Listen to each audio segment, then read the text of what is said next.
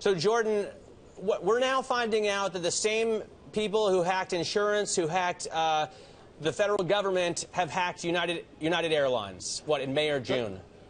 That's right. Yeah, we reported this morning that the same group of Chinese, believed to be state-sponsored hackers that attacked the Office for Personnel Management and got security clearance data on U.S. government employees, that also attacked Anthem and got health insurance data, have also attacked United Airlines and gotten really sensitive information such as flight manifests, which list people's names, their seat numbers, their date of birth, where they're going, kind of their arrivals and departures, as well as sensitive corporate data from United, such as mergers and acquisition strategies and documents. And where all this data is going, we've been told, is if this is indeed the Chinese intelligence services hacking the U.S., which is what the U.S. government believes is the case, all of this data is going to cloud-based services that the Chinese intelligence services use to access and query, where's Jordan Robertson going? And they will get travel records that will pop up on their screen, and or where is government contractor X going? So these data is very much being used as a service for intelligence operations in China, is the belief. So you're saying that it is the Chinese intelligence apparatus. It's not just a random group of hackers, maybe some criminals, something connected to the government, but literally the Chinese intelligence apparatus that's taking this data.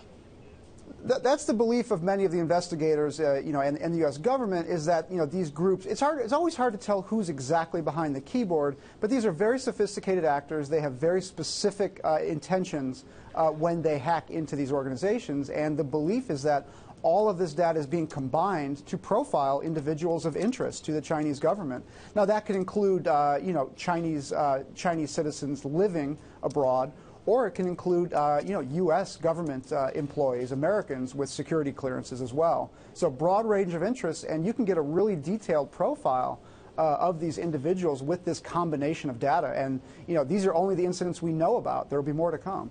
Any response at all from the U.S. government? I mean, if China's hacking all of our systems to get this data, you'd think that state would be unhappy about it.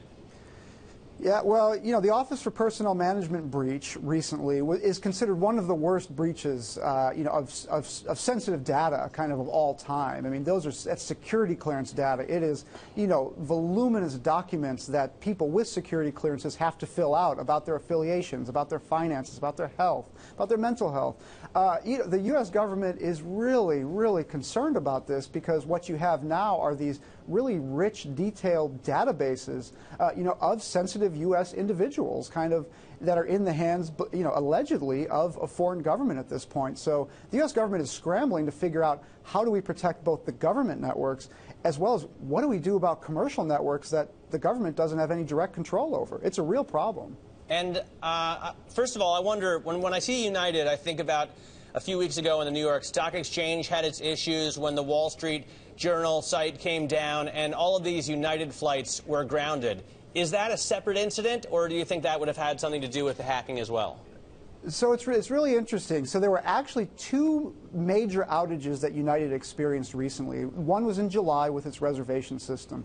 All of our information is pointing to the fact that that may not have been related to the hack.